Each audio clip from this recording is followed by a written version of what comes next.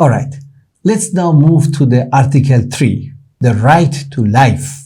The article says, everyone has the right to life, liberty, and security of person.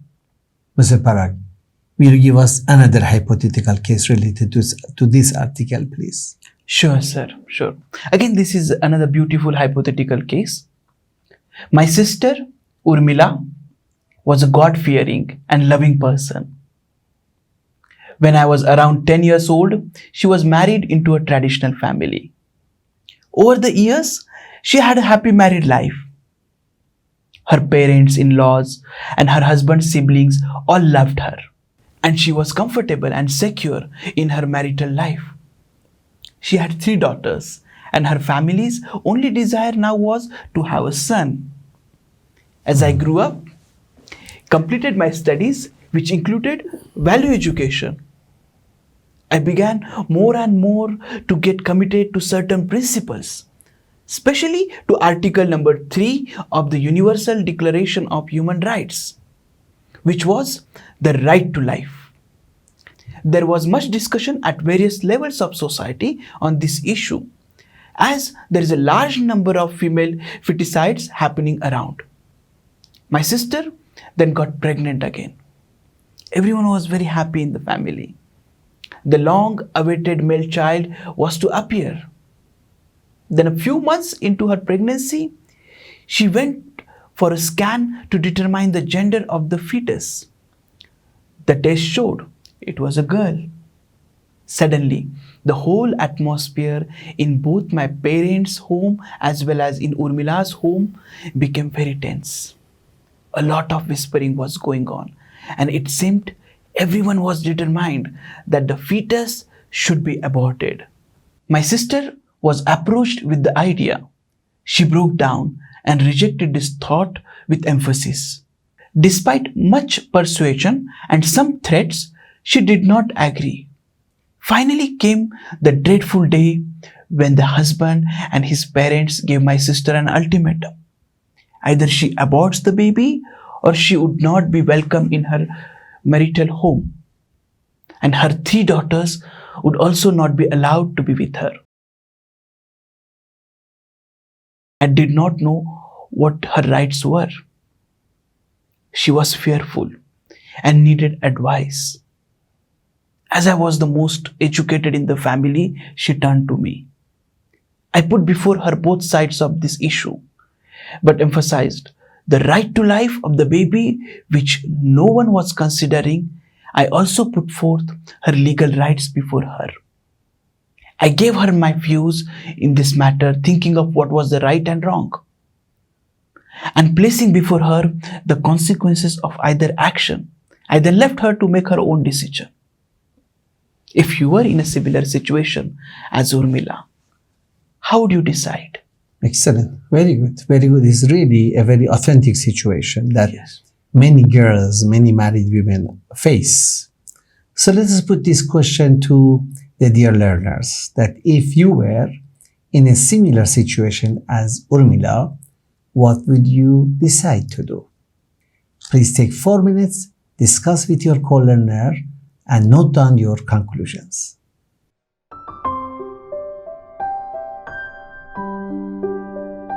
All right. Now, the 4th article is again a very, very powerful article. It's about no slavery. The article says, no one shall be held in slavery or servitude. Slavery and the slave trade shall be prohibited in all their forms. Yes, Mr. Parag, do you have something to share about this? Yes, sir. Please. Sure. Slavery is a practice under which people are treated as property and are forced to work for a master. Yes. Slaves can be against their wishes from the time of their capture, from the time they are brought, or from the time they are born. Even from the born. So yes. maybe some people are born slaves. Yes. So sad. Yes. They have no right to live, to refuse to work, or to ask for a salary. According to international labor organizations, 49.6 million people were living in the modern slavery in 2021. So there is, Yes. sorry. So there is modern slavery also happening Yes, in different forms. It in happens. different forms. Yes. And out of this 49.6 million, 27.6 million were in forced labor and 22 million in forced marriage. Wow. So ILO puts these under the category of slavery. Yes. All right. And of the other 27.6 million people in forced labor, 17.3 million are exploited in the private sector. Oh, so lots of wrong things happening in private sector. Private sector too, yes. And 6.3 million in forced commercial sexual exploitation and 3.9 million in forced labor imposed by state. Difficult to really visualize that in this century, 50 million people in 1 year have been slaves Yes, in different forms. yes. Just unbelievable. And the sad part is that, women and girls account for 4.9 million of those in forced commercial sexual exploitation and for 6 million of those in forced labor in other economic sectors. So that makes it almost 12 million people Yes. out of 50. Yes. They are yes. the women. Yes, yes. And 12% of all those in forced labor are children. Oh, More than half very of sad. yes, very sad. More than half of the children are in commercial sexual exploitation. The Asia and the Pacific region has the highest number of people in forced labor, about 15.1 million. And the Arab states, the highest prevalence, 5.3% per 1,000 people. Oh, it's a huge number. It's a huge It's number. a huge number. It's really alarming. Yes. And certain practices are, happening around us, especially in the areas of forced labor, Yes. especially for the poor people who, who are bound because of their inability to pay their loans, for Loans. example. Yes, absolutely. So they become forced laborers, they become modern slave in the hands of the money lenders. Yes. And sometimes generations. Generation, absolutely. If you Yes. cannot pay your loans, dues, then your child will continue Yes. forced labor till all the dues are cleared. Yes. Very true. So inhuman. So inhuman. Absolutely. Yes. The article number 5 is about no torture.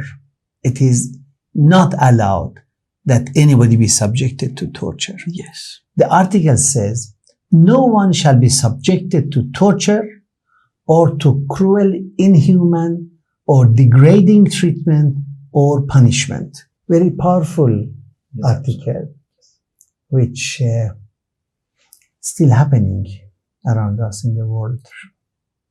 A very, very sorrowful status of many people who are subjected to that.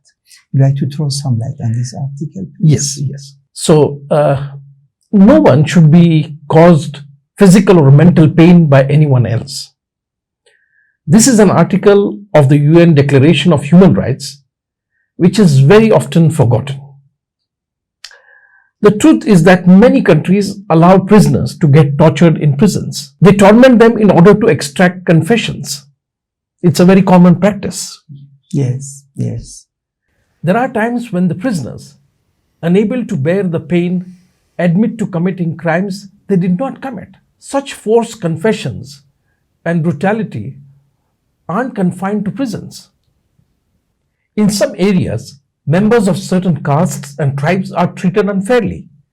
They are humiliated, abused, and repeatedly reminded that they have done something wrong in their past lives and must be punished in this one. Very, very inhuman indeed, And to hear that this is happening now in the 21st century in some countries, it is just unbelievable. People are being tortured, beaten up for their beliefs, for their ideologies, for example. They are subjected to hundreds of lashes, to give up. Or the food that they are given in prison is mixed with sand and stone to again torture them that they cannot, eat food. Yes. Or they are put in small, individual cells where there are no facilities available, sleeping on cold floors, passing their nights in darkness. And sometimes, to torture them more, for example, the ideological prisoners are put in the cells along with, murderers and dangerous criminals. They are put together. Yes. Or with the fanatical elements whose company itself is a torture. Right. Well, there have been such, I don't like to say innovations, but such really new methodologies that are used in the prisons to torture the prisoners, to give up their beliefs, to accept the confessions that the governments want to prove themselves. That's very, very sad and very, very inhuman indeed. And that is absolutely against the fifth article of the human rights. Yes.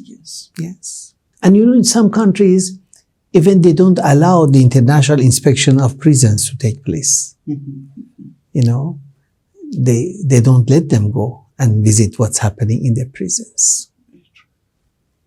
And sometimes, the basic amenities for a person, they're very basic amenities, like a little bit cleanliness, toilets and all, even they are not provided to them. Yes. So the life, it becomes hell for them. Yes. Very miserable. Very miserable. Yes. At times, for example, they put, say, 50 persons to live in a room which is made for 20 people. Yes. Imagine. Yes. They even don't have floor to sleep. I heard a prisoner of belief, saying that at night they had to sleep this way, my head is towards your leg and then opposite, so that every inch of the prison floor could be used for them to sleep. Really very, very Sad. inhuman, very, very sad, very, very sad. Sometimes they are held and beaten their heads against the wall. Yes. Oh, we can't really pronounce all these inhuman tortures which happen in prisons. And unfortunately, this type of violence, we see it is glorified through movies. So that is also, it gives that these are the prisoners and we should behave with them in this way only. Very sad.